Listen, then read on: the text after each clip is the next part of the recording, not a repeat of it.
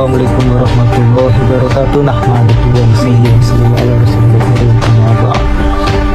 Apabila metode pencatatan nasab menggunakan metodenya Imaduddin Al-Bantani, maka seketika itu juga hadis Bukhari, Muslim, terus Kutubus Sittah dan seterusnya itu maka akan runtuh semuanya karena menggunakan metodenya Imaduddin Al-Bantani. Bagaimana orientalis barat yang tidak percaya tentang adanya hadis Nabi Muhammad SAW tersebut.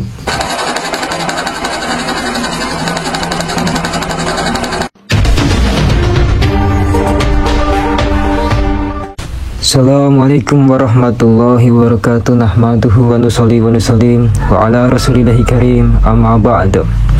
Yang mereka butuhkan adalah kitab manuskrip Yusuf zaman di zaman Imam Ubaidillah dan Imam Ahmad bin Isa al-Muhajir. Ini mereka tuntut. Sebagai tuntutannya orang-orang orientalis barat yang menuntut manuskrip hadis Imam Bukhari dan Muwatta Imam Malik yang ditulis di zaman Nabi Muhammad SAW, zaman sahabat dan ke bawahnya, yang harus ada manuskripnya, yang harus ada tulisannya. Dimulai dari Alois Ranger 1861 yang pertama kali mempersoalkan status hadis dalam Islam. Terus yang kedua, Ignaz Goldziher terpengaruh dari pemikiran Sprenger, seorang Yahudi yang lahir di Hungaria 1873. Lalu diperkuat Joseph Horowitz dengan dalil hadis baru ada pada akhir 1 Hijriah 1917 dan dinyatakan kembali oleh dosen Universitas Oxford oleh Alfred Guillaume pada 1924 yang meragukan seluruh otentitas hadis sebagai rekaman sejarah. Maka metode yang digunakan Imaduddin Al-Bantani apabila suatu kisah ataupun sejarah harus ada rekaman secara manuskrip, maka itu akan meruntuhkan Kutubus Sittah, Imam Bukhari, Sahih Muslim, Imam Tirmidzi, Abu Daud, Nasai, Ibnu Majah dan seterusnya, dan riwayat hadis yang lainnya. Karena apa? Karena pemikiran tersebut awalnya sudah ada zaman dahulu. Zaman orang-orang itu mengerot Imam Bukhari. Di zaman orang-orang itu mengejar-ngejar Imam Bukhari. Karena Imam Bukhari dikatakan nggak ada manuskripnya, tapi beliau menulis hadis. Nah, seperti itu. Tapi dalam satu sisi lain, bahwasanya Al-Quran ini turun dengan tradisi lisan. Terus periwayatan sebenarnya dengan tradisi lisan dihafal. Maka kalau apabila dihafal, maka tidak banyak kodeks dalam manuskrip. Karena apa? Hafalan. Nah, persaksian dari banyak orang, mutawatir. Yang ditanyakan orientalis barat, apakah Imam Bukhari ini mendapatkan manuskrip dari Humaydi Abdullah ibnu Zubair ini? Nah, ini ada nggak manuskripnya dari beliau itu?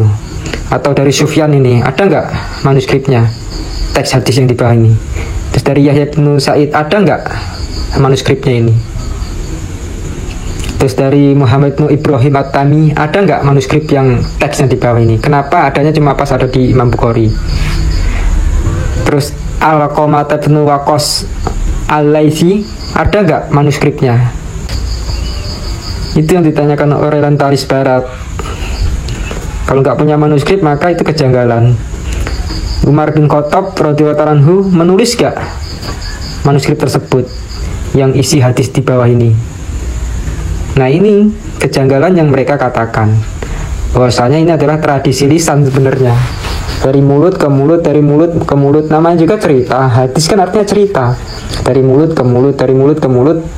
Nah, tergantung siapa menceritakannya. Kalau menceritakan pembohong, namanya hadisnya nanti bisa jadi doif. Tapi yang menceritakannya orang jujur dan mutawatir, orang banyak mendengar cerita tersebut, maka yang menceritakannya pesikoh, maka hadis itu tingkatannya bisa menjadi mutawatir ataupun soheh.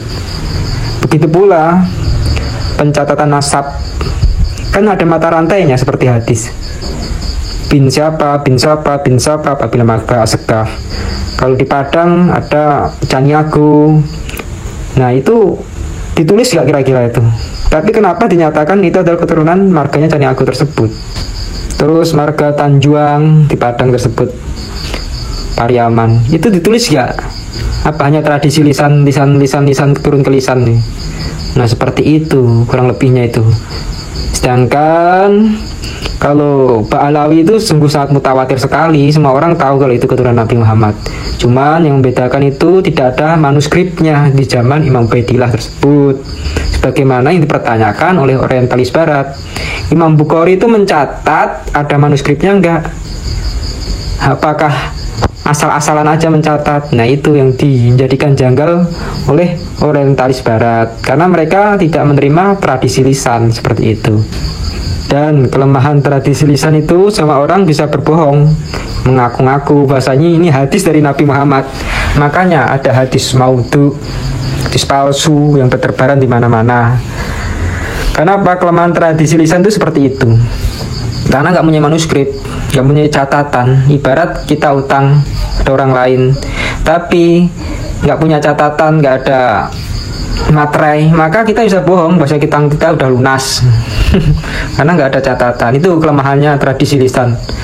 Tapi apabila semua hal tersebut menjadikan patokan, kalau nggak ada catatannya, ya namanya juga nanti akan mematahkan, meruntuhkan kutubusitah tersebut. Kadang-kadang orang utang tanpa ada catatannya, kita tahu kalau orang utang tersebut seperti itu. Makanya kita harus teliti dan cermat untuk mengenai masalah hal ini. Tergantung siapa yang meriwayatkannya. Makanya didirikan nakobah-nakobah, supaya apa? Orang itu nggak gampang berbohong mengenai nasab. Makanya pelajari ilmu mustalah hadis, supaya orang itu nggak berbohong tentang hadis-hadis yang maudhu. Karena apa? Karena nggak ada manuskrip. Kalau ada pun berceceran di mana-mana. Nah seperti itu, rentan daripada kebohongan-kebohongan. Makanya ada hadis maudhu, ada hadis palsu, dan seperti itu dan seterusnya. Wallahu ta'ala bishawab.